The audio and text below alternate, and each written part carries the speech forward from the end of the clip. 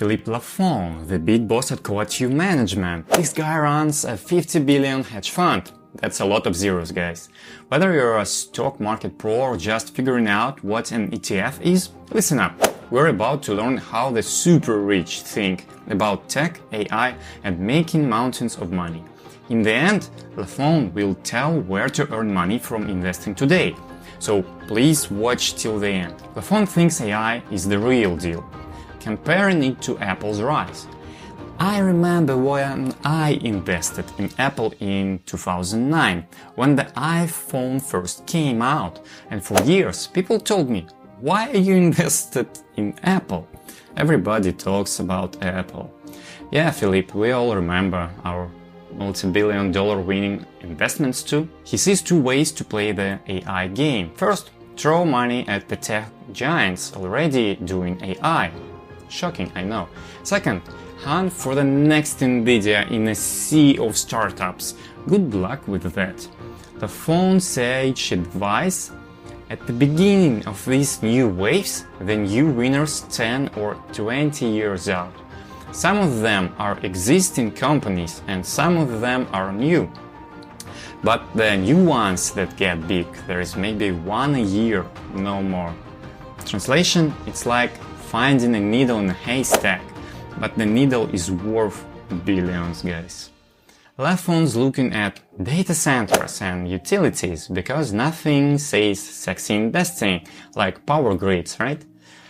And second, robotics and humanoids. What happens when you put that AI brain inside of a robot? And we humans need to then live side by side with humanoids.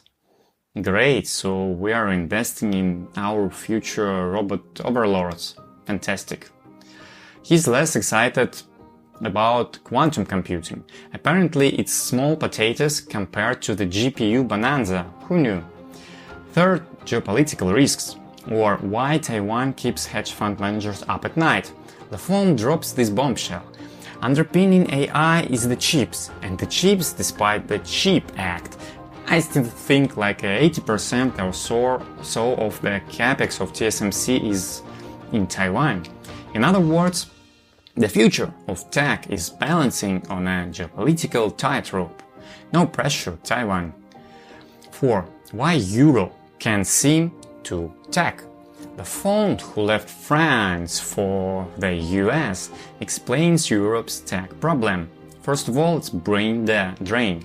Some of the best European entrepreneurs, they leave to start their companies in the United States. Translation here: sorry Europe, we want better pay and free snacks at work and kombucha.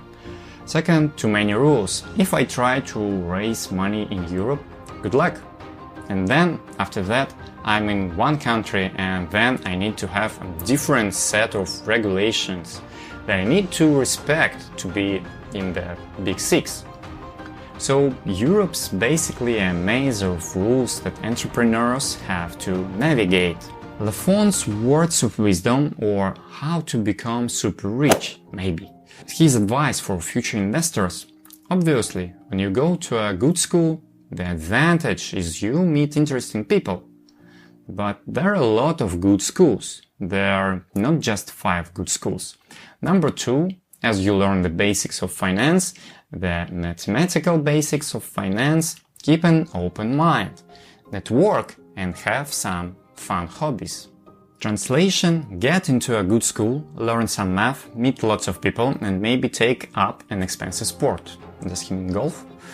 Conclusion here: so what can we regular folks learn from Laffont's fancy investing world?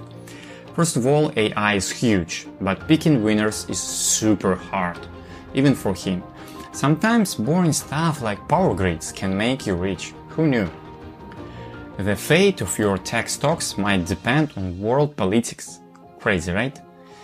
4. The United States is still the place to be for tech startups. Europe needs to catch up. 5. Patience is key, unless you enjoy missing out on billions. Whether you are trying to pick the next big stock or just figuring out which index fund to buy, maybe this look into the big leagues will help, or at least make you feel better about your own investing mistakes. My dream is to make my own hedge fund one day, so I keep learning from best world investors and invite you to do it with me, guys, also. This Coatue Hedge Fund is an American technology-focused investment manager led by founder and portfolio manager Philippe Laffont.